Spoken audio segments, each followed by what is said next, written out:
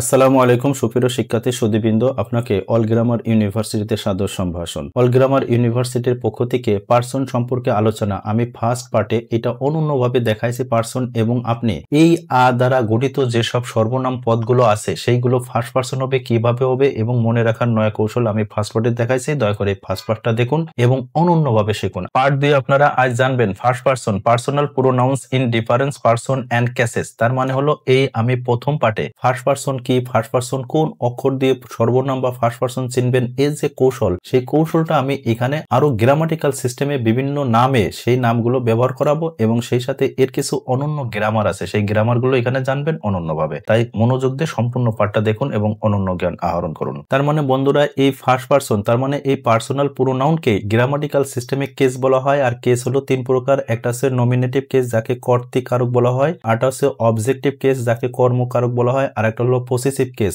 যাকে সম্বন্ধ কারক বলা হয়। আর সম্বন্ধ শব্দ হবে যে কোনো শব্দের পরে যদি র থাকে, এর থাকে, আর এটা ইংরেজিতে অ্যাপোস্ট্রফ এস বা অ করতে ব্যবহার হয়। কিভাবে হয় সেটা আমি দেখাচ্ছি, এবার খেয়াল করুন। এবার দেখুন, এই পার্সনে আপনাকে দেওয়া হয়েছে, আমি এখানে আলোচনা করব ফার্স্ট পার্সন সম্পর্কে।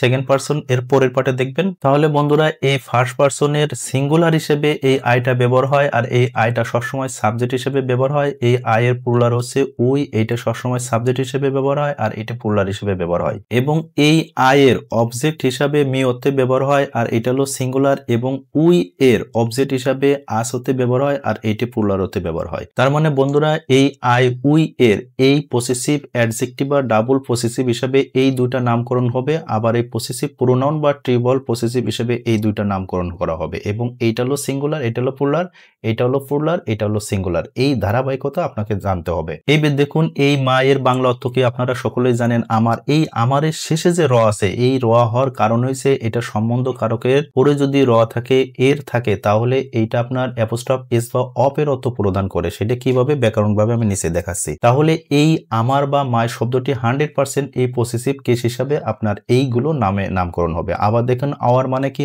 আমাদের, এর শেষে কি আছে, এ কারে এ হয়, আর শেষে র আছে, তার মানে আপনার এ র এর কথাটা আছে, তার মানে এইটা পসেসিভ কেস। আবার দেখুন, এই মাইনের বাংলা অর্থ কি, আমার, তার মানে র আছে, তার মানে এই র এর ভিতরে পসেসিভ কেস। আবার দেখুন, আওয়ার্স এর মানে হচ্ছে আমাদের, এরপরে এই এ কারে এ আর রতে র, তার মানে এর আছে, তার মানে পসেসিভ কেস। সুতরাং এই পসেসিভ কেস হইতে গেলে যে সর্বনাম পদ হবে, সেই পদের পরে আপনার এরম র থাকবে অথবা এর কথা থাকবে, র থাকবে অথবা এ থাকলে তখন এটা পসেসিভ কেসের এই বিভিন্ন নামে নামকরণ করা হয়। এটা শনাক্ত করতে হবে গ্রামাটিক্যাল নামে। তাহলে বন্ধুরা, এবার আপনারা এই পসেসিভ কেসের গ্রামাটিক্যাল যে অনন্য ব্যবহার আছে এবং এর উচ্চতর লেভেলের কিছু গ্রামাটিক্যাল শেখেন। দেখুন, এখানে লেখা আছে grammatical use of possessive case. তার মানে এটা হলো পসেসিভ অ্যাডজেক্টিভ বা ডাবল পসেসিভ, এই মাইকে বলা হয় এই নামে। আবার এরপরে থাকবে সবসময় নাউন, তার মানে এই মাই পেন, তার মানে পেনটা হচ্ছে নাউন, আর এর আগে যে মাইটা আসলো এটা আপনি পুরো নাউন বলবেন না, এটা বলবেন গ্রামাটিক্যাল নামে। তার মানে এই নাউনের আগে যে পুরো নাউন বসবে এটা আপনি পুরো নাউন সরাসরি বলবেন না, এইটা গ্রামাটিক্যাল নাম অনুসারে বলবেন পসেসিভ অ্যাডজেক্টিভ বা ডাবল পসেসিভ। আমরা কেবল এইখানে গ্রামাটিক্যাল সিস্টেমে এই পসেসিভ অ্যাডজেক্টিভ বা ডাবল পসেসিভ হিসাবে কি পাইলাম, মাই পেলাম। আর সেই গ্রামাটিক্যাল সিস্টেমে সবসময় নাউনের আগে এই গ্রামার নাম বলবেন।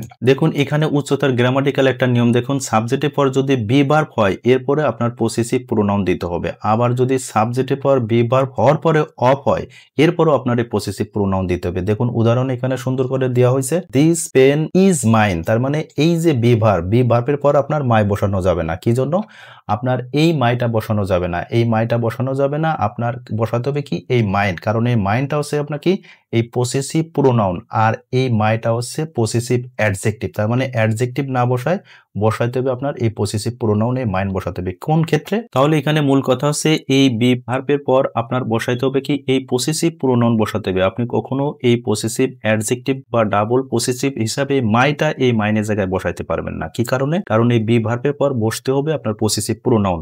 তদ্রূপ এই প্রিপজিশনের পর আপনার বলবে কি, এই পসেসিভ প্রোনাউন। এই মাইনের জায়গায় আপনি পসেসিভ অ্যাডজেক্টিভ বা ডাবল পসেসিভ মাই কখনো বসাতে পারবেন না। কি জন্য?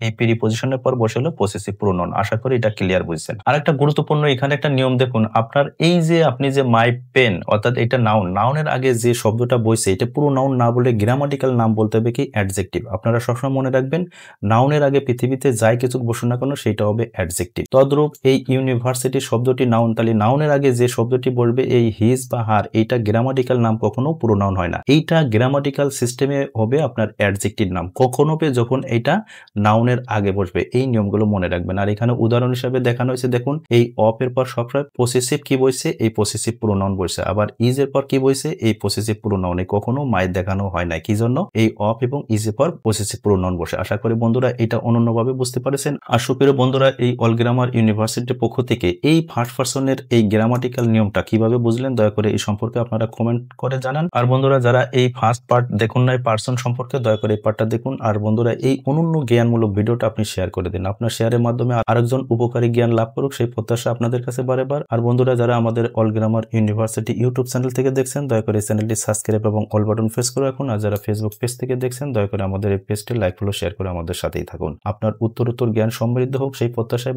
বারে আপনারা এভাবে অনন্য জ্ঞান নিত্যদিন দেখুন এবং আপনি ইংরেজি বিষয় সম্পর্কে অনন্য জ্ঞান আহরণ করুন। সেই বিষয়ে বারবার প্রত্যাশা রাখি। আপনারা সুস্থ ভালো থাকুন। আল্লাহ হাফেজ।